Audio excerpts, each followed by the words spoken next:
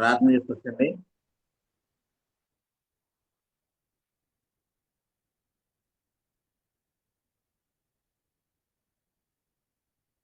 ప్రార్థన చేసుకోవచ్చు. ప్రార్థన. సర్వకృపానిధి, సర్వాధికారి, పరిశుద్ధుడా, ప్రేమ నమ్మకములు కలిగినటువంటి మా ప్రియ పరలోకపు తండ్రి, మీ పరిశుద్ధ మహోన్నత హెచ్చింపు గణనామనకై స్తుతులు, స్తోత్రములు, ఘనత మహిమ ప్రభావం చెల్లించుకొనిస్తున్నాము దేవా. గత దినమంటూ మమ్మల్ని మీ యొక్క సజీవ రెక్కల కింద దాచి కాచి కాపాడి ప్రేమించి పోషించి మరొకసారి మీ కృపా సన్నిధిలో ఇటు రీతిగా ఏకీపించడానికి మమ్మల్ని మీ జీవంతో నింపిన జీవాధిపతి, మీకే అనలేని కృతజ్ఞతాస్తుతులు స్తోత్రములు చెల్లించుకున్నాం దేవా. ఇదిగో తండ్రి, ఈ జూమ్ యాప్ ద్వారా అనేక చోట్ల ఉన్నటువంటి మమ్మలను మీరే మీ వాక్యం ద్వారా ఈ జూమ్ యాప్ ద్వారా మమ్మల్ని ఏకీవింపజేసి ఒక చోట కూడుకొని నీ జీవపు మాటలను మేము జ్ఞాపకం చేసుకోవడానికాను పరిశీలించడానికాను ప్రయత్నపడుచుండగా మా ప్రయత్నాలను మీరే సఫలపరచమని అడుగుతున్నాం దేవా. మీకే స్తుతులు స్తోత్రము తండ్రి. అలానే తండ్రి, మీరు మాకు ఇచ్చినటువంటి జీవ గ్రంథంలో ఉన్నటువంటి ఆ జీవపు మాటలను మేము జ్ఞాపకం చేసుకుని ఉంటుండగా ఆత్మ ద్వారా రాయించమైనటువంటి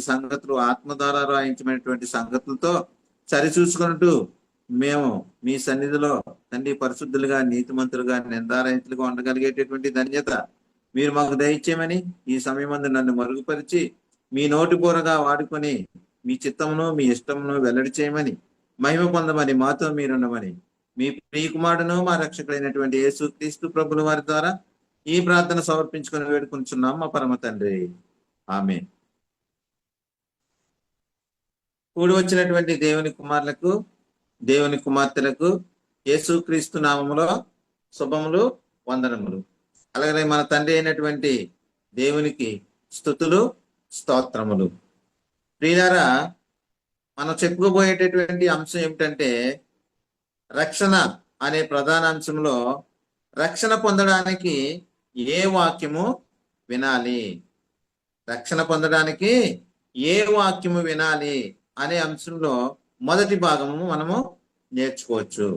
అయితే ప్రియులారా, మరొకసారి రక్షణ పొందడానికి ఏ వాక్యము వినాలి, ఇక్కడ మనం పరిశీలన చేసినట్లయితే రక్షణ పొందుకోవాలంటే మరి మనం ఏ వాక్యం వినాలి, ఏ వాక్యం వినటం మూలాన మనలో కార్యసిద్ధి జరుగుద్ది, ఏ వాక్యం మన హృదయాల్లో కార్యసిద్ధి కలిగిస్తుంది, ఏ వాక్యము వింటే మనకు విశ్వాసము కలుగుద్ది, ఇది కొంతవరకు నేర్చుకోవడానికి మనం ప్రయత్నం చేద్దాం ప్రియులారా. ఇక్కడ యేసుక్రీస్తు వారిని ఒక్కసారి పరిశీలన చేసుకుంటే, యేసుక్రీస్తు వారిని దేవుడు మన కోసం నియమించారు. ఏంటంటే ప్రియులారా, యేసుక్రీస్తు ప్రభు వారిని దేవుడు మన కోసం నియమించారట. ఎప్పుడంటే ఈ జగత్తు పునాది వేయబడక మునిపే. ఎప్పుడు నియమించారండి? ఈ జగత్తు పునాది వేయబడక మునిపే. ఎందుకు నియమించారంటే మనలను పరిశుద్ధులుగా, నిర్దోషులుగా చేయడానికి దేవుడు యేసుక్రీస్తును ఈ లోకానికి పంపించారు. ఈ లోకానికి వచ్చిన యేసుక్రీస్తు మన కోసం అనగా సంఘము కోసం ఏం చేశారు అని పరిశీలన చేసినట్లయితే ప్రియులారా, ఎఫెసీయులకు రాసినటువంటి పత్రిక, పౌలు గారు ఎఫెసీయులకు రాసినటువంటి పత్రిక 5వ అధ్యాయము 25, 26, 27 వచనాలు మనం పరిశీలన చేసినట్లయితే, పురుషులారా మీరును మీ భార్యను ప్రేమించుడి, అటువలే క్రీస్తు కూడా సంఘమును ప్రేమించి అది కలంకమైనను ముడతైనను అట్టిది మరి ఏదైనను లేక పరిశుద్ధమైనది గాను నిర్దోషమైనది గాను మహిమగల సంఘము గాను ఆయన తన ఎదుట దానిని నిలువబెట్టుకొనవలనని వాక్యముతో ఉదక స్నానము చేత దానిని పవిత్రపరిచి పరిశుద్ధపరచుటకై దాని కొరకు తన్ను తాను అప్పగించుకొనెను. ఇక్కడ మనం పరిశీలన చేసినట్లయితే ప్రియులారా, క్రీస్తు కూడా ఏం చేశాడట? సంఘమును ప్రేమించాడట. ఇక్కడ మనం చాలా జాగ్రత్తగా పరిశీలన చేసినట్లయితే మరి మనకి కనబడుతుంది ఏంటంటే, తన ఎదుట సంఘం ఎలా ఉండాలని కోరుకున్నాడంటే దేవుడు పరిశుద్ధమైనది గాను పవిత్రమైనది గాను మహిమ గలది గాను ఉండాలని కోరుకున్నారట. మరి యేసుక్రీస్తు ప్రభు వారు ఏం చేశారంటే వాక్యముతో ఉదక స్నానము చేత దానిని పవిత్రపరిచి పరిశుద్ధపరచడానికి తన్ను తాను అప్పగించుకున్నారట ప్రియులారా. ఇక్కడ మనం పరిశీలన చేసినట్లయితే వాక్యముతో పవిత్రపరిచి వాక్యముతో పరిశుద్ధపరిచి తనకు అనుకూలమైనటువంటి తనకు కావలసినటువంటి పవిత్రమైన సంఘముగా ఆయన మనల్ని నిలువబెట్టుకునడానికి ఏం చేశారంట? తనను తాను అప్పగించుకున్నారంట ప్రియులారా. మరి ఇక్కడ మనం పరిశీలన చేసినట్లయితే ఈ లోక సంబంధముగా ఒక మురికి బట్ట ఉందనుకోండి, దానిని ఆ మురుకు నుండి విడిపించడానికి ఆ బట్టలను తెలుపు చేయడానికి మనం ఏమి ఉపయోగిస్తాం ప్రియులారా? సబ్బును ఉపయోగిస్తాం, సబ్బును వాడతాము. అయితే ఇక్కడ ఉన్న పరిస్థితిలో మరి లోకాన్ని మనం పరిశీలన చేసినట్లయితే లోకము ఎలా ఉందంట?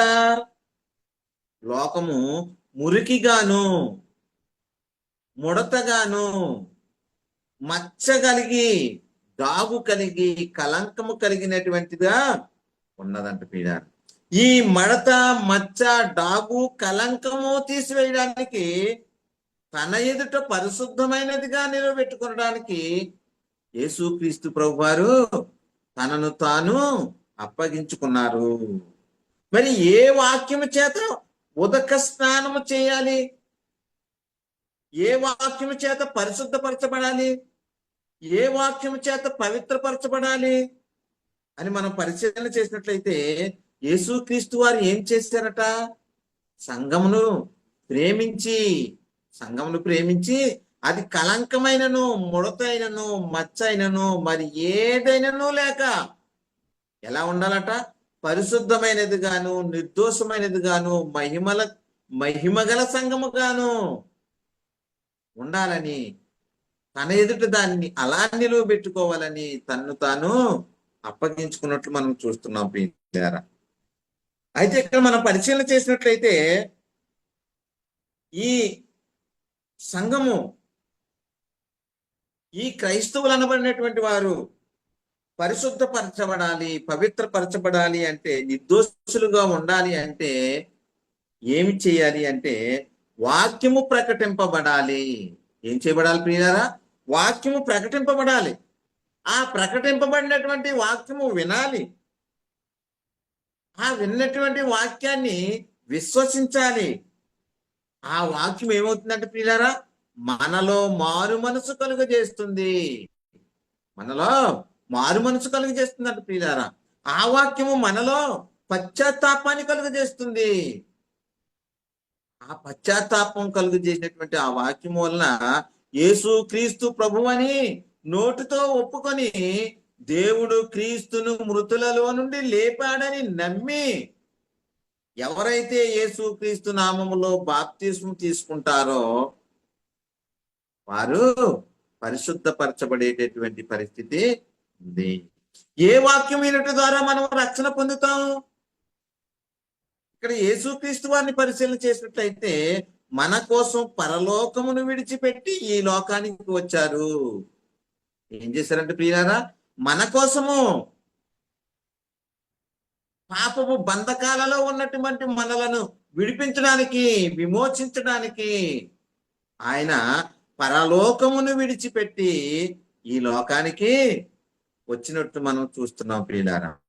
దేవుని యొక్క సంకల్పం ఏమిటంటే మనము తన ఎదుట అంటే దేవుని ఎదుట పరిశుద్ధులమును నిర్దోషులముగా ఉండాలని మన కోసము జగత్తు పునాది వేయబడక మునిపే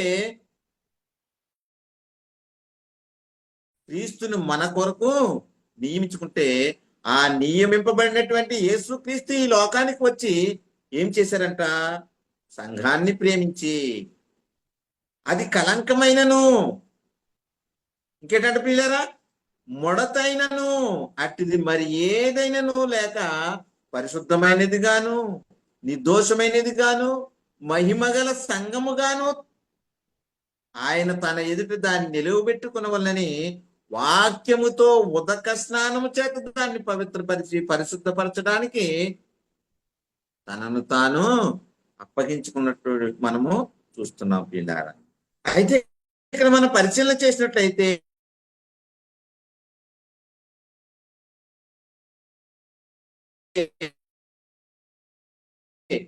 కలిగిన పనిగా ఉండాలి.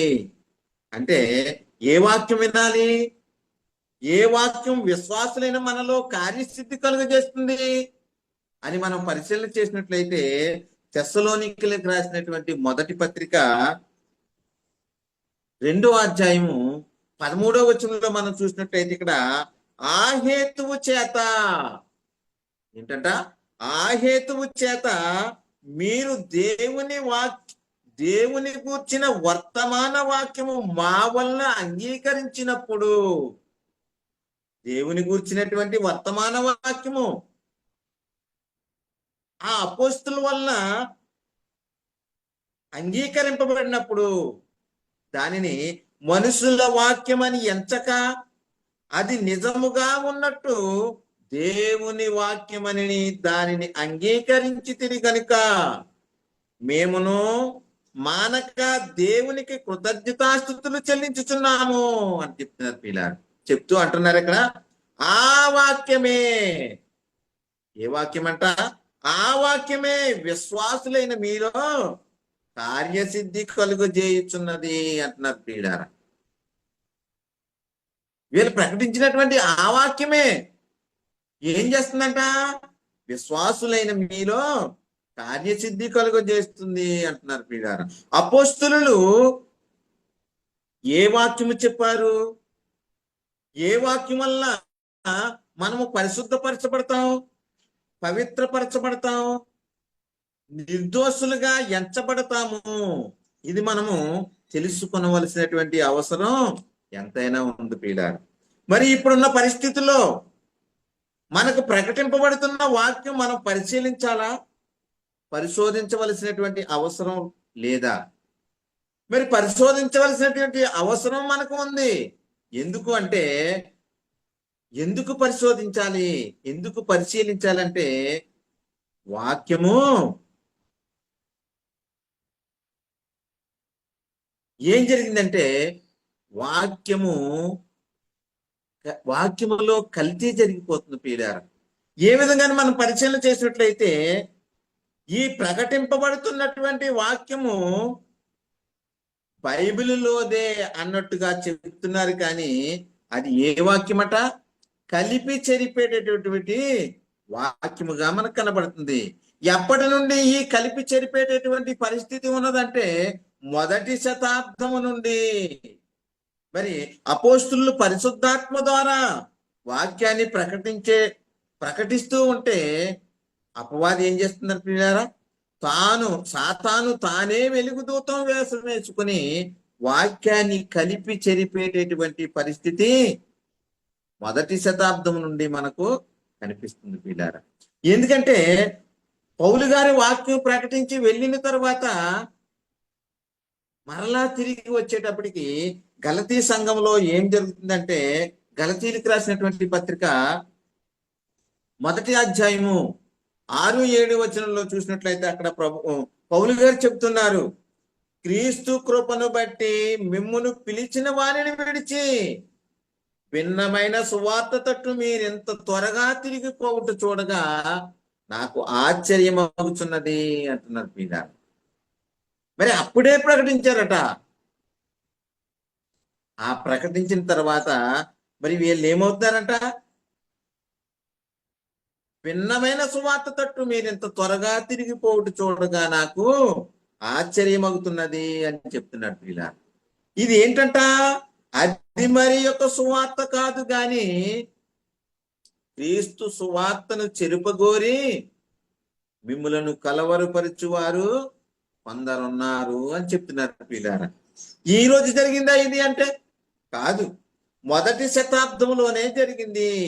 కాబట్టి మనం వాక్యాన్ని పరిశీలించాలి. పరిశోధించాలి. ఏది సువార్త, ఏది భిన్నమైన సువార్త గమనించాలి ప్రియులారా. ఎందుకంటే సాతాను తానే వెలుగుదూత వేషం వేసుకుని వస్తున్నారట ప్రియులారా.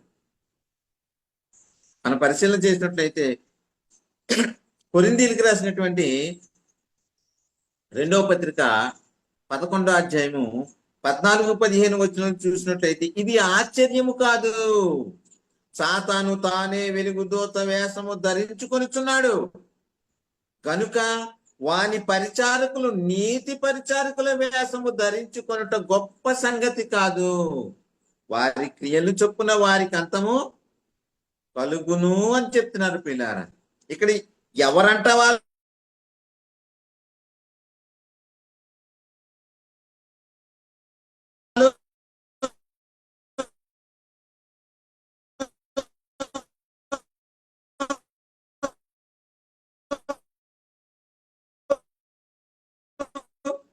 వేశారంట పిల్లారా. ఆ వేషం ఎన్నాళ్ళ వరకు ఉంటుంది అని మనం పరిశీలన చేసుకోవాలి. వేషము ధరించుకున్న వారిని గుర్తెరగాలి, గమనించాలి. ఆ సువార్త నిమిత్తము మనము పోరాడాలి అని యోధా గారు రాస్తూ అంటున్నారు పిల్లారా. యోధా పత్రిక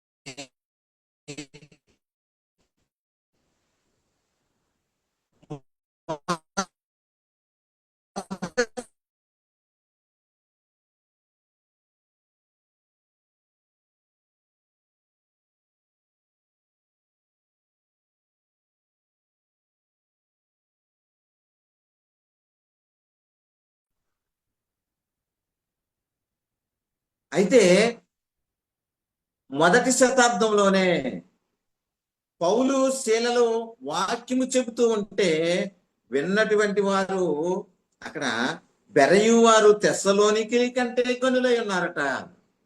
ఇక్కడ మనం పరిశీలన చేసినట్లయితే అపోస్తుల కార్యము 17వ అధ్యాయము 11వ వచనం మనం పరిశీలన చేసినట్లయితే వీరు తెస్సలోనికిలో ఉన్న వారి కంటే గనులై ఉండిరి కనుక ఆసక్తితో వాక్యము అంగీకరించి పౌలును శీలయును చెప్పిన సంగతులు అలాగున్నవో లేవో అని ప్రతిదినము లేఖనములు పరిశోధించుచూ వచ్చిరి అంటున్నారు పిల్లారా. మరి చెప్పబడేటటువంటి వాక్యము నీతి పరిచారకులు చెప్తున్నారా, నీతి పరిచారకుల వేషము వేసుకున్నటువంటి వారు చెబుతున్నారా? ఆ వాక్యము భిన్నమైన సువార్త, సత్య సువార్త అని పరిశీలిస్తూ ఉన్నారంట పిల్లారా. ఎవరంటే తెస్సలోనికిలో ఉన్న వారి కంటే గనులై ఉన్నటువంటి ఆ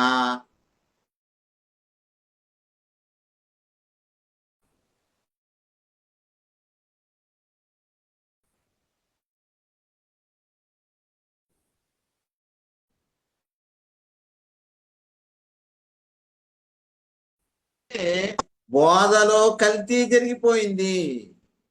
బైబిల్లోని మాటలే చెబుతుంటారు కానీ మనకు రక్షణ కలిగించేటటువంటిది, నిత్య జీవాన్ని ఇచ్చేటటువంటి మాటలు కాదు. కానీ బైబిల్లో ఉన్నటువంటి వృత్తాంతాలను, బైబిల్లో ఉన్నటువంటి ఆ యొక్క జీవిత చరిత్రను చెబితేటటువంటి పరిస్థితి కలుగుతుంది.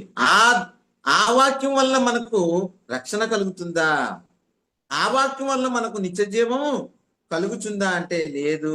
ఏ వాక్యము చేత ఉదక స్నానము చేయబడినటువంటి శరీరాలు కలిగి ఉన్నటువంటి వారిగా ఉండాలి. ఏ వాక్యం చేత ఉదక స్నానం చేత పవిత్రపరచబడాలి. పరిశుద్ధపరచబడడానికి యేసుక్రీస్తు ఏం చేశారు ప్రియులారా? తనను తాను అప్పగించుకున్నారు. అపోస్తులు ఏ వాక్యం ప్రకటించారు? ఎవరిని గురించి అంటే యేసుక్రీస్తు గురించి. ఏ యేసుక్రీస్తు గురించి అంటే బాలుడైన యేసుక్రీస్తు గురించి మాత్రము కాదు, సిలువ వేయబడినటువంటి యేసుక్రీస్తుని ప్రకటిస్తూ ఉన్నాము అని చెప్తున్నారు ప్రియులారా. కొరింథీయులకు రాసినటువంటి మొదటి పత్రిక 2వ అధ్యాయము 2వ వచనంలో చూసినట్లయితే ఇక్కడ చెప్తున్నారు, నేను యేసుక్రీస్తును అనగా సిలువ వేయబడిన యేసుక్రీస్తును తప్ప మరి దేనిని మీ మధ్య నెరగకుందునని నిశ్చయించుకొంటిని అని అపోస్తులైనటువంటి పౌలు గారు చెప్తున్నారు ప్రియులారా. ఏ క్రీస్తుని ఎరుగుతున్నట?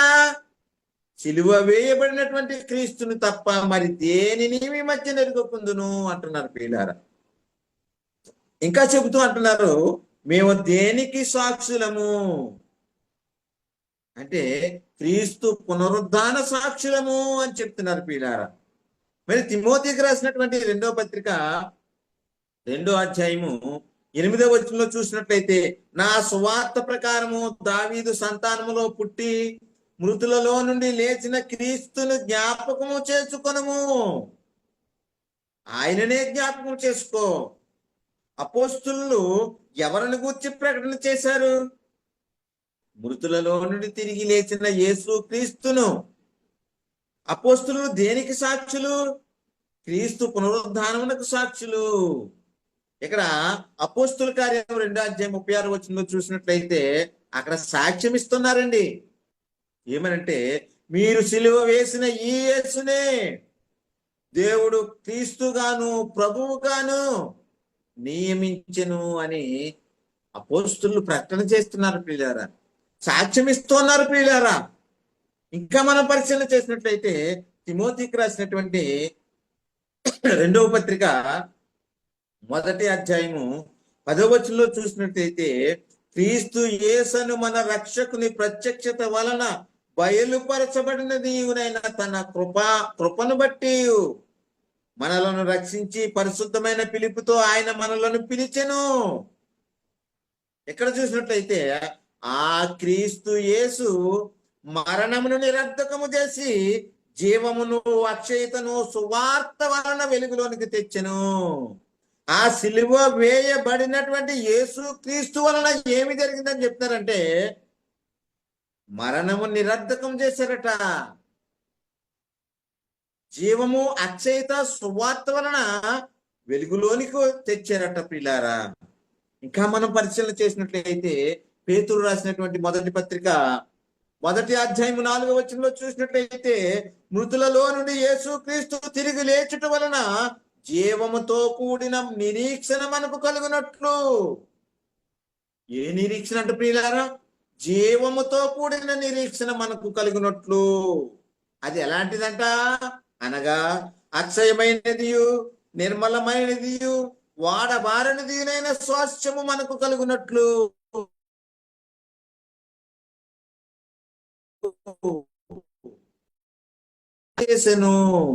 ఆ మరలా జన్మింపజేసేటటువంటి ఆ క్రీస్తును గురించినటువంటి, ఆ సిలువ వేయబడినటువంటి క్రీస్తును గురించినటువంటి మాట ప్రకటింపబడడం వల్ల, అది విని విశ్వసించి బాప్తిస్మం పొందుకోవడం వల్ల మనకేం కలుగుతుంది ప్రియులారా? రక్షణ కలుగుతుంది అని మనకు ప్రకటింపబడుతుంది ప్రియులారా. అయితే ఇక్కడ మనం పరిశీలన చేసినట్లయితే, మనము మృతి పొంది ఉన్నను జీవించి ఉన్నను తనతో జీవించి నిమిత్తము ఆయన మన కొరకు మృతి పొంది తిరిగి లేచాడు. ఆయన ఎవరి కొరకు మృతి పొంది తిరిగి లేచారట? మన కొరకు, మనలను జీవింపజేయడానికి. ఇక్కడ చూసినట్లయితే ఆయన మన పాపం నిమిత్తము అప్పగింపబడి మనలను నీతిమంతులుగా తీర్చడానికి తిరిగి లేచాడు. మనల్ని ఏ విధంగా చేయడానికి? మనలను నీతిమంతులుగా తీర్చడానికి ఆయన మరణములో నుంచి తిరిగి లేచాడట ప్రియులారా. ఇక్కడ మనం పరిశీలన చేసినట్లయితే పితరులకు చేసినటువంటి వాగ్దానాన్ని మీ పిల్లలకు నెరవేర్చి ఉన్నాడు అని చెప్తున్నారు ప్రియులారా. ఎలాగంటే యేసుక్రీస్తును లేపి, యేసుక్రీస్తు తిరిగి లేవడం వల్ల మృతుల పునరుద్ధానం ఉంది అని వ్రాయబడుతుంటుంది ప్రియులారా. మన పరిశీలన చేసినట్టయితే కొరింథీయులకు రాసినటువంటి మొదటి పత్రిక 6వ అధ్యాయం 14వ వచనంలో చూసినట్టయితే, దేవుడు ప్రభువును లేపెను, మనలను కూడా తన శక్తి వలన లేపును అని చెప్తున్నారు ప్రియులారా. మనకు కావలసింది ఏంటి అంటే విశ్వాసము కావాలి. విశ్వాసం ద్వారా ఏం వస్తుందంటే నిరీక్షణ వస్తుంది. మరి ఈ నిరీక్షణ పొందుకున్నటువంటి వారు, ఈ నిరీక్షణను నమ్మినటువంటి వారు ఎవరైనా ఉన్నారని మనం పరిశీలన చేసినట్టయితే, అబ్రహాము కూడా దేవుడు వాగ్దానం చేశాడట, నీ సంతానమందు భూలోకంలో ఉన్న వంశములు అన్ని ఆశీర్వదింపబడును అని. మరి దేవుడు అబ్రహాముకు వాగ్దానం చేశాడు. వాగ్దానాన్ని బట్టి అతడు నిరీక్షణకు ఆధారము లేనప్పుడు నిరీక్షణ కలిగి నమ్మాడట ప్రియులారా. ఇప్పుడు మరి నిరీక్షణ వచ్చేసిందా అంటే నిరీక్షణకు ఆధారం వచ్చేసింది. ఆధారం వచ్చేసింది కాబట్టి విశ్వాసం వెల్లడయింది. విశ్వాసం వెల్లడవడం వల్ల ఏం జరిగిందంటే ఎక్కడ వెల్లడయింది, ఎలా వెల్లడయింది అని మనం పరిశీలన చేసినట్లయితే క్రీస్తు పునరుద్ధానమందు వెల్లడయింది. గమనించండి ప్రియులారా, ఇవి అపోస్తులు చెప్పినటువంటి సంగతులు. యేసుక్రీస్తులో మనము ఉంటే మరణములో నుండి జీవములోనికి దాటి ఉన్నాము. మన మీద మరణమునకు ఇక అధికారము ఉండదు. మృతి పొంది తిరిగి లేచినటువంటి యేసుక్రీస్తు మీద మరణమునకు ఏ విధముగా అయితే అధికారం లేదో, యేసుక్రీస్తునందు బాప్తిసం పొందుకున్న వారికి మరణము వారి మీద అధికారం ఉండదు అని చెప్తున్నారు పిల్లారా. అయితే ఇక్కడ మనలను ఇలా తీర్చిదిద్దడానికి, ఇలా చేయడానికి, తన ఎదుట పరిశుద్ధమైనటువంటి సంఘముగా నిలవబెట్టుకోవడానికి, నిర్దోషమైనదిగా మహిమగల సంఘముగా ఆయన తన ఎదుట నిలవబెట్టుకోవడానికి వాక్యముతో ఉదక స్నానం చేసి దాన్ని పవిత్రపరిచి పరిశుద్ధపరచడానికే తన్ను తాను అప్పగించుకున్నారు. ఏ వాక్యము అని మనం పరిశీలన చేసినట్టయితే పౌలు గారు అంటున్నారు ఏమంటే, నేను నేర్పకారి అయిన శిల్పకారుని వలె పునాది వేసి తిని మరి ఒక పునాది వేయక దాని మీదే కట్టుచున్నాను.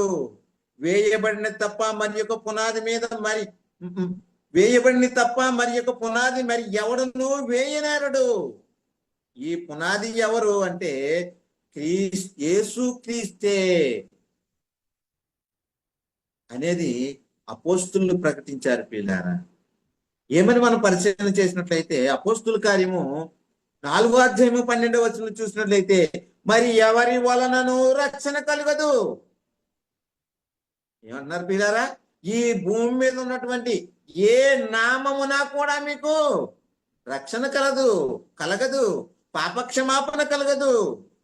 ఏమంటున్నారు 12వ వచనం చూసినట్లయితే, మరి ఎవని వలనను రక్షణ కలగదు, ఈ నామము వలననే మనము రక్షణ పొందవలను గాని ఆకాశము క్రింద మనుషులలో ఇయ్యబడిన ఏ నామము వలన రక్షణ పొందలేము అనెను.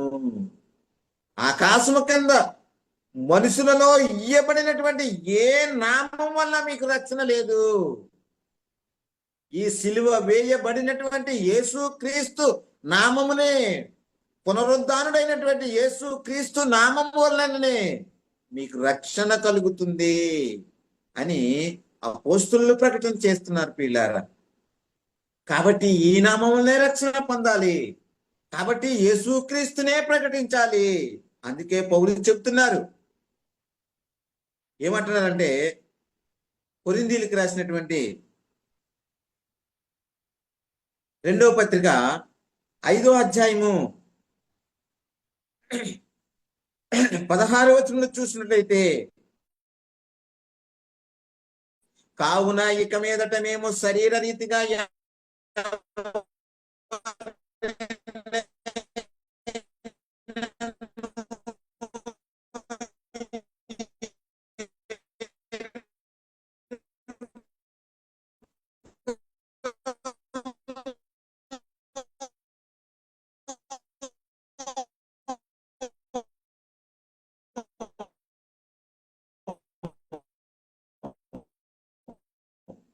రీతిగా ఎరిగి ఉండను. ఇక మేము యేసుక్రీస్తు శరీరంగా ఆయన పరిచర్యలో పరిచర్య జరిగించాము, కానీ ఇక మీదట శరీరంగా ఎరిగి ఉండను.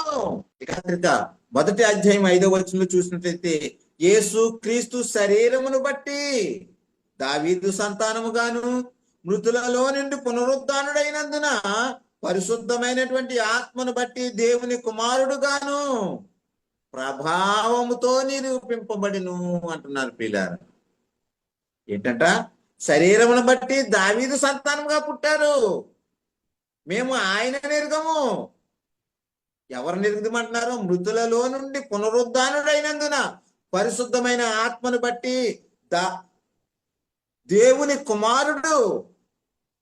మృతులలో నుండి తిరిగి లేచడం వలన పరిశుద్ధమైన ఆత్మను బట్టి ఆయన ఎవరు అనిపించుకుంటారంటే దేవుని కుమారుడు అని ప్రభావంతో నిరూపింపబడినటువంటి ఆ క్రీస్తునే ప్రకటిస్తున్నాము. ఆ క్రీస్తుని తప్ప బాలుడైనటువంటి క్రీస్తుని మేము ఎరుగము. ఆ సిలువలోనే మీకు రక్షణ, ఆ సిలువ రక్తధారల వల్లే మీకు పాప క్షమాపణ అని అపోస్తులైనటువంటి వారు ప్రకటన చేస్తున్నారు పిల్లారా. ఇంకా మనం పరిశీలన చేసినట్లయితే కొరింథీయులకు రాసినటువంటి మొదటి పత్రిక 15వ అధ్యాయం 19వ వచనంలో చూసినట్లయితే,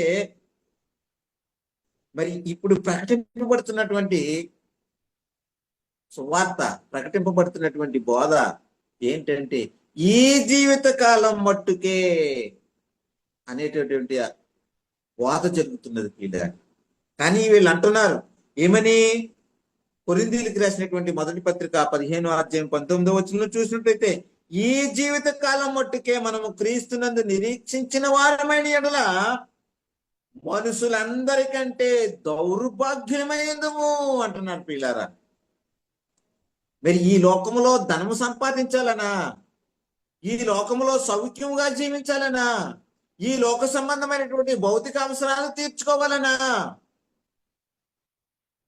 క్రీస్తునందు నిరీక్షించుచున్నాము. అది కాదే. ఏమన్నాడు? మనము ఈ లోకములో మనం జీవించాలి, సౌఖ్యంగా జీవించాలి, ఆనందంతో జీవించాలి, సంతోషంతో జీవించాలి, వ్యాధులు లేకుండా జీవించాలి, శ్రమలు లేకుండా జీవించాలి, శోధన లేకుండా జీవించాలి అని ఆలోచన కలిగి క్రీస్తు దగ్గరికి వస్తున్నారా? అది కాదంటున్నారు. ఈ జీవిత కాలం మట్టుకే మనం క్రీస్తునందు నిరీక్షించిన వారమైన ఎడల మనుషులందరికంటే దౌర్భాగ్యము అని చెప్తున్నారు పిల్లలు. మనము దేని గురించి ఎదురు చూడాలంట? దేని గురించి నిరీక్షణ కలిగి ఉండాలట?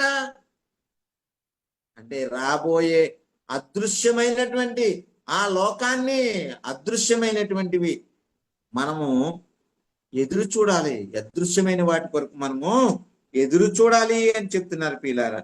అయితే ఇక్కడ మనం పరిశీలన చేసినట్లయితే అపోస్తులు ప్రకటించిన వాక్యము అవి. ఇప్పుడున్న పరిస్థితుల్లో వాక్యము చేత ఉదక స్నానం చేయబడాలి. ఏ వాక్యం వినాలి? రక్షణ పొందాలంటే ఏ వాక్యం వినాలి? పాపక్షమాపణ వైపు మళ్ళాలంటే ఏ వాక్యం వినాలి? విశ్వసించాలి, మారు మనసు పొందాలి, పశ్చాత్తాపడాలి అంటే యేసు క్రీస్తు ప్రభువని, దేవుని కుమారుడని, దేవుడు ఆయనను మృతులలో నుండి లేపడని విశ్వసించి బాప్తిసం పొందుకోవాలి. మరి మనం ఒకసారి ఆలోచన చేసినట్లయితే ప్రియులారా, ఈ లోక సంబంధంగా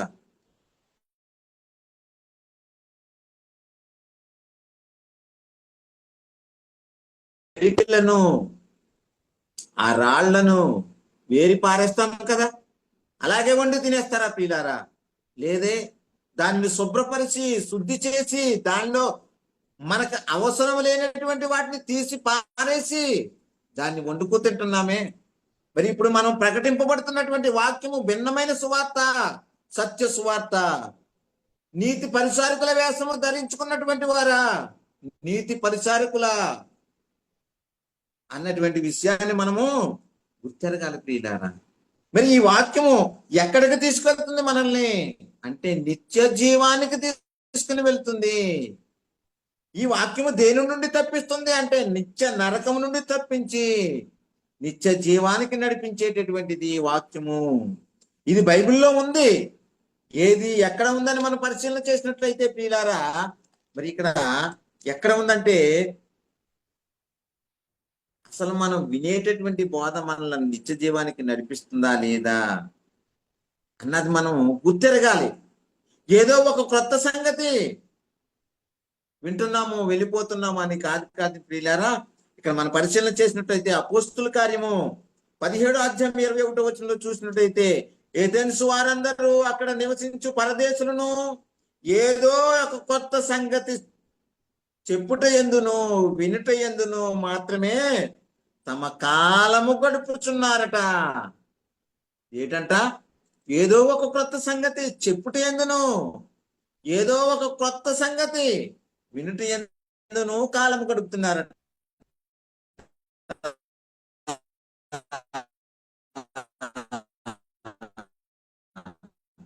మరి మన పరిస్థితి గురించి చెప్పుకుంటున్నాం, కానీ నడిపించేటటువంటి వాక్యం వింటున్నామా?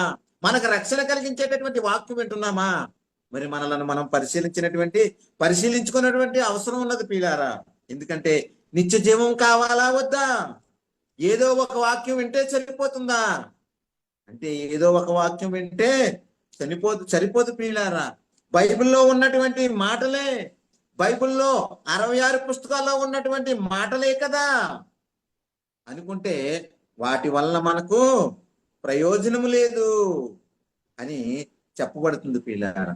మరి ఈ బైబిల్లో ఉన్నటువంటి 66 పుస్తకాల్లో ఉన్నటువంటి ఏంటి అని మనం పరిశీలన చేసినట్లయితే అది ఇశ్రాయేలీలకు ఇచ్చినటువంటి ధర్మశాస్త్రము, అది ఇశ్రాయేలీలకు ఇచ్చినటువంటి నిబంధనలు, వారి యొక్క జీవిత చరిత్రలు, వారి యొక్క దేవుని ఎడల వారు ఈ విధముగా నడుచుకోవాలి అని ఇచ్చినటువంటి నిబంధనలు. మరి వాటిని ప్రకటించడం వల్ల మనకు నిత్య జీవం కలుగుతుందా? మరి దానియేలు గురించి కానీ, మరి యోసేపుని గురించి కానీ, మరి సంసోను గురించి కానీ వారి చరిత్రను ప్రకటించినట్లయితే మనకు నిత్య జీవం కలుగుతుందా? మరి ఎవరి గురించి వినాలి? అనాది నుండి దేవుడు ప్రవక్తల చేత ఏమైతే వాగ్దానం చేశారో, ఏమైతే ప్రవచింపజేశారో ఆ ప్రవచన నెరవేర్పుగా ఎవరైతే ఈ లోకానికి వచ్చారో ఆయనను గుర్తెరగాలి, ఆయనను మనం విశ్వసించాలి. ఇక్కడ మనం పరిశీలన చేసినట్లయితే కొరింథీయులకు రాసినటువంటి 2వ పత్రిక 1వ అధ్యాయం 20వ వచనంలో చూసినట్లయితే దేవుని వాగ్దానములు ఎన్ని అయినను అన్నియు క్రీస్తునందు అవునన్నట్టుగానే ఉన్నవి గనుక మన ద్వారా దేవునికి మహిమ కలుగుటకై అవి ఆయన వలన నిశ్చయములై ఉన్నవి అంటున్నారు ప్రియులారా.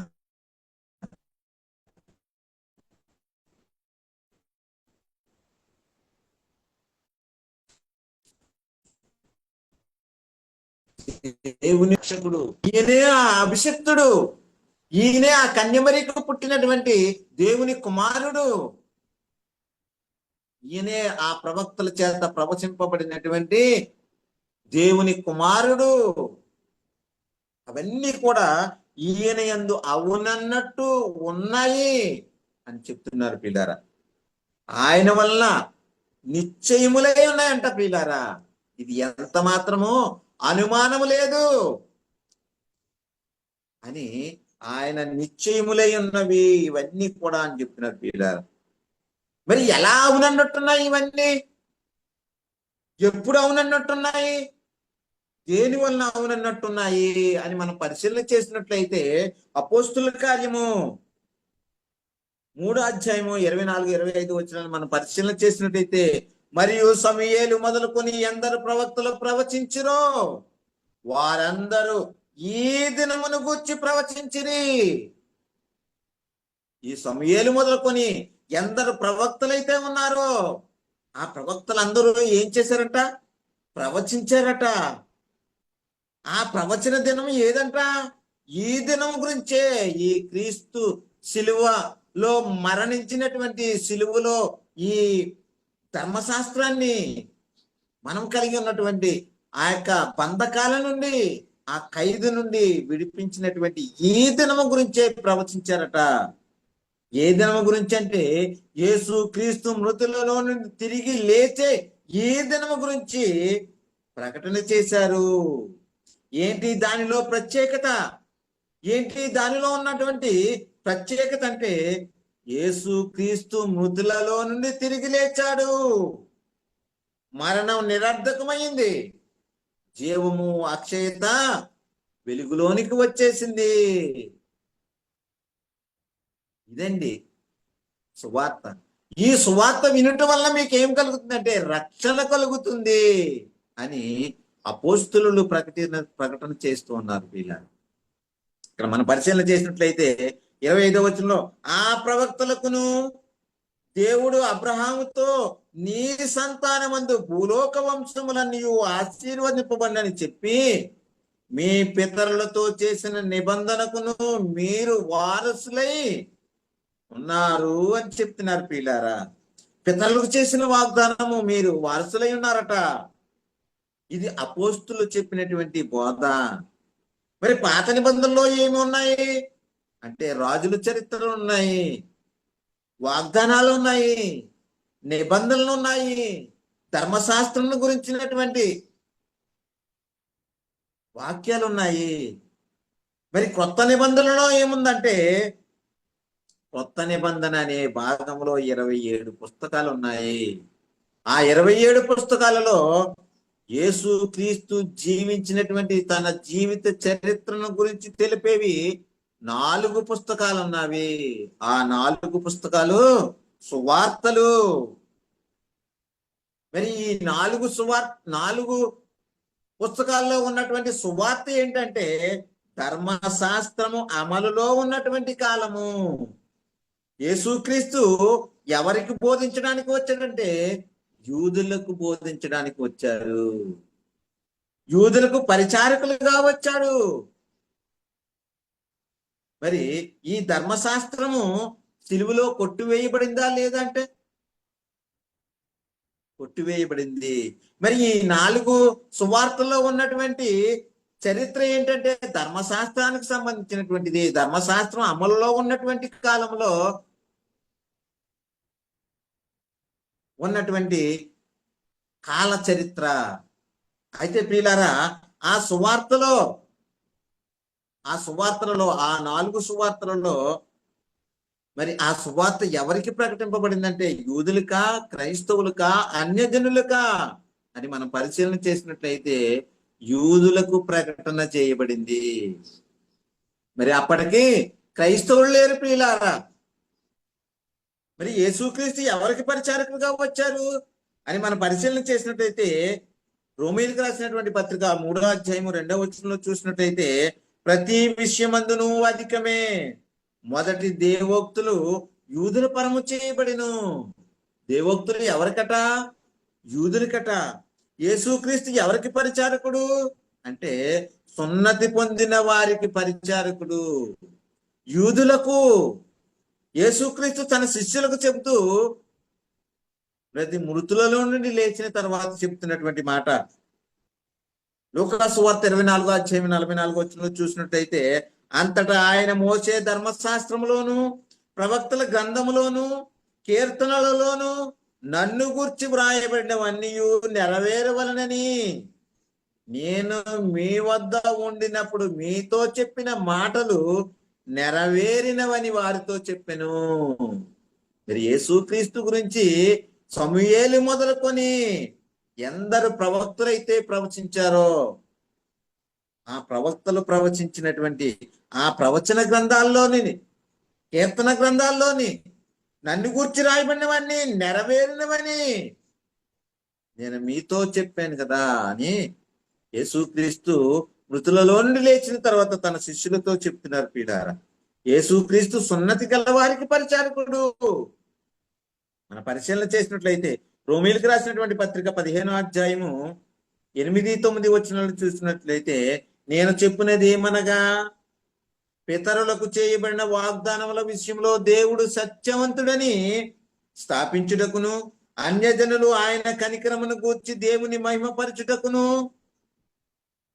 క్రీస్తు సున్నతి గల వారికి పరిచారకుడాయను. యేసుక్రీస్తు ఎవరికి పరిచారం చేయడానికి వచ్చారు? యేసుక్రీస్తు ఎవరికి ప్రకటన జరిగించారు అంటే సున్నతి గల వారికి పరిచారకుడైను అని చెప్తున్నారు ప్రియులారా. యేసుక్రీస్తు 12 మంది శిష్యులను పంపుచు అంటున్నారు. మత్తయి సువార్త 10వ అధ్యాయము 5వ వచనంలో వారిని చూచి వారికి ఆజ్ఞాపించినది ఏమనగా, మీరు అన్యజనుల దారిలోనికి వెళ్ళకుడి, సమరయులు ఏ పట్టణంలోనూ ప్రవేశింపకుడి అని చెప్తున్నాడు ప్రియులారా. ఇక్కడ మనం పరిశీలన చేసినట్లయితే పాత నిబంధన సంగతులు, క్రీస్తుని గురించినటువంటి వాగ్దానాలు, ఇక్కడ ఉన్న పరిస్థితిలో సంఘానికి ఏమి బోధింపాలి అంటే, దేని వలన రక్షణ కలుగుతుందంటే, మరి అపోస్తులు ప్రవక్తలు వేసినటువంటి పునాది, యేసుక్రీస్తుని గురించినటువంటి, సిలువ వేయబడినటువంటి యేసుక్రీస్తుని గురించినటువంటి మాట వలన రక్షణ కలుగుతుంది అని చెప్తున్నాడు పీడారు. ఎఫెసీయులకు రాసినటువంటి పత్రిక 2వ అధ్యాయం 20వ వచనంలో చూసినట్లయితే, క్రీస్తు యేసే ముఖ్యమైన మూలరాయి అయి ఉండగా అపోస్తులను ప్రవక్తలను వేసిన పునాది మీద మీరు కట్టబడి ఉన్నారు అంటున్నారు పీడారా. ఎవరట? క్రీస్తు యేసే ముఖ్యమైనటువంటి మూలరాయి. అపోస్తులు ప్రవక్తలు వేసిన పునాది మీద మీరు కట్టబడి ఉన్నారు అని చెప్తున్నారు ప్రియులారా. ఈ అపోస్తులు ప్రవక్తలు వేసిన పునాదే వేయబడినది తప్ప మరి ఒక పునాది ఎవడును వేయనేరడు అని చెప్తున్నారు ప్రియులారా. ఏదో కొత్త సంగతి కాదు. యేసుక్రీస్తుని గురించినటువంటి, సిలువను గురించినటువంటి సువార్త ప్రకటింపబడాలి. ఆ ప్రకటనలోనే రక్షణ ఉంది, ఆ ప్రకటనలోనే నిత్యజీవం ఉంది, ఆ సువార్తలోనే నిత్యజీవము. ఆ యేసుక్రీస్తుని, ఆ సిలువ వేయబడినటువంటి యేసుక్రీస్తుని ప్రకటించటంలోనే రక్షణ కలుగుతుంది. మనం ఇంకా పరిశీలన చేసినట్లయితే యోహాను సువార్త 16వ అధ్యాయము 12-13లో చూసినట్లయితే, నేను మీతో చెప్పవలసినవి ఇంకా అనేక సంగతులు గలవు గాని ఇప్పుడు మీరు వాటిని సహింపలేరు. అయితే ఆయన అనగా సత్య స్వరూపైన ఆత్మ వచ్చినప్పుడు మిమ్మును సర్వసత్యములోనికి నడిపించును. ఆయన తనంతట తామే ఏమీ బోధింపక వేటిని వినునో వాటిని బోధించి సంభవింపబోవు సంగతులు మీకు తెలియజేయును అంటున్నారు పీడారా. ఏం చెప్తారట? సంభవింపబోయేటటువంటి సంగతులు అని చెప్తున్నారు పీడారా. అయితే ఇక్కడ అపోస్తులు పరిశుద్ధాత్మ ద్వారా ఏమి చెప్పారంటే యేసుక్రీస్తు, సిలువ వేయబడినటువంటి యేసుక్రీస్తుని ప్రకటన చేశారు. మరి నూతన నిబంధన, కొత్త నిబంధన, ఈ నిబంధనలో ఉన్నటువంటివి సారాంశం ఏంటంటే, రోమీయులకు రాసినటువంటి పత్రిక 12వ అధ్యాయం 17వ వచనంలో, కీడుకు ప్రతి కీడు ఎవరికి నీ చేయవద్దు, మనుషులందరి దృష్టికి యోగ్యమైన వాటిని కూర్చి ఆలోచన కలిగి ఉండండి అంటున్నారు పిల్లారా. యేసుక్రీస్తు వేసినటువంటి అడుగు జాడలలో మనము నడవాలని, ఈ నూతన నిబంధన అపోస్తులు ప్రవక్తలు వేసిన పునాది మీద మనము కట్టబడాలని, మరి ఆ యేసుక్రీస్తుని గురించినటువంటి, ఆ సిలువ వేయబడినటువంటి యేసుక్రీస్తుని గురించి, మృతుల పునరుద్ధానుడైనటువంటి ఆ యేసుక్రీస్తుని గురించి ప్రకటింపబడాలి. ఆ ప్రకటన వినాలి, విని విశ్వసించాలి. విశ్వసించి యేసుక్రీస్తు ప్రభు అని, రక్షకుడిని, దేవుడు తన కుమారుని మృతులలో నుండి లేపాడని హృదయంలో విశ్వసించి బాప్తిస్మం పొందుకున్నట్లయితే మరి రక్షణ కలుగుతుంది.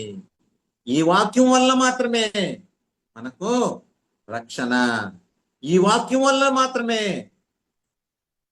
పాప క్షమాపణ, ఈ వాక్యం వల్ల మాత్రమే నిత్య జీవము అని అపోస్తులు ప్రకటించారు పిల్లారా. ఈ అపోస్తులు ప్రకటించినటువంటి ఆ సిలువ వేయబడినటువంటి క్రీస్తుని మన హృదయాలలోనికి ఆహ్వానించి మన హృదయాలలో ఆ వాక్కులను అనేకులకు ప్రకటించి అనేకులను అగ్ని నుండి లాగినట్లు కొందరినైనా రక్షించగలిగేటటువంటి ఆ నిత్య జీవపు మాటలను ప్రకటించడం వల్ల రక్షణ పొందుకుని నిత్య జీవంలో ప్రవేశించగలిగేటటువంటి ధన్యత కూడి ఉన్నటువంటి మనకును విత్తబడినటువంటివి ఈ వాక్కులు ప్రతి ఒక్క హృదయంలో నీరు కట్టి ఫలింపజేయును గాక. సహోదరులందరికీ వందనం నుండి దేవునికి స్తోత్రం.